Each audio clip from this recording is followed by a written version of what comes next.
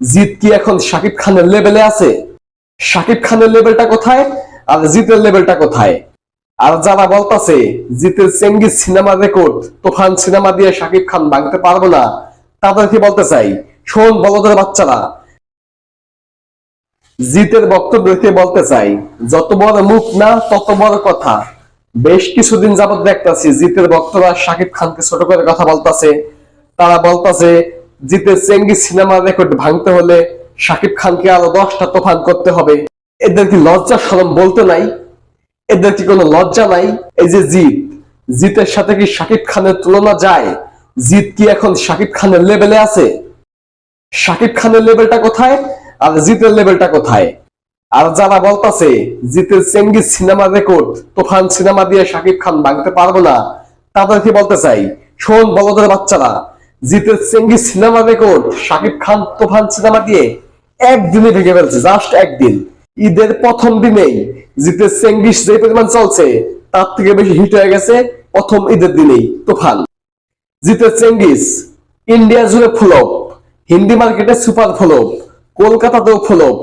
কলকাতা থেকেও চালান উঠছে কিনা সেটা সন্দেহ আছে।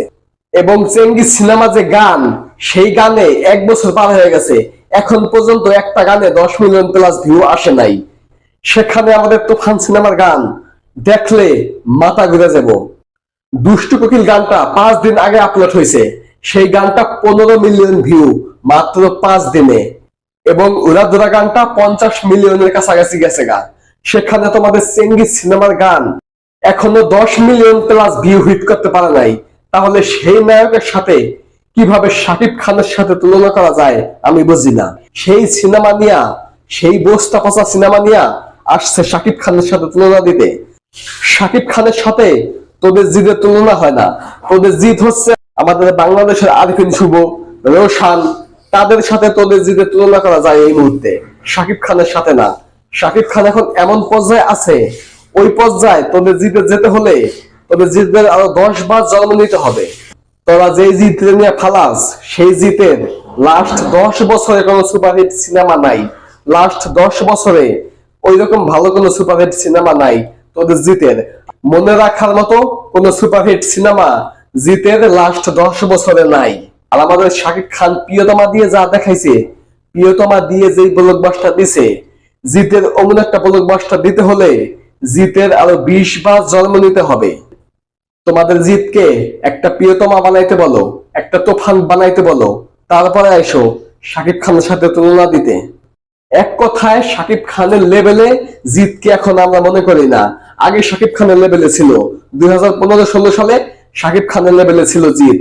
কিন্তু শাকিব খান এখন নিজেকে অনেক উচ্চতায় নিয়ে গেছে, কিন্তু জিত নিজেকে উচ্চতায় নিতে পারেনি। জিত আপডেট হতে পারেনি। জিত এখনো ওই একঘেয়েমি বস্তা পচা সিনেমাই করতেছে। কিন্তু শাকিব খান এখন প্রিয়তমার মতো প্যান ইন্ডিয়ান সিনেমা করতেছে, দরদ, তুফান, এইসব টাইপের সিনেমা করতেছে শাকিব খান। এসব সিনেমা জিতের করতে হলে মানে কি বলবো আর, তোদের জিত কখনোই এই টাইপের সিনেমা করতে পারবো না। এবং এতটা ব্লকবাস্টার তোদের জিত কখনোই উপহার দিতে পারবো না। তো জিতের সাথে শাকিব খানের তুলনা করিস না। বেশি কিছু বললাম না আজকে, যা বলছস ভবিষ্যতে আর বলিস না। কলকাতায় সামনে তুফান সিনেমাটা মুক্তি পাবে, এই জন্য তোদেরকে বেশি কিছু বললাম না। তোরা আর আগে বাড়াইস না। শাকিব খানের সাথে জিদের তুলনা দিস না। জিদের তুলনা দিবি বাপ্পির সাথে, আরিফিন শুভর সাথে, রোশানের সাথে, শাকিব খানের সাথে না।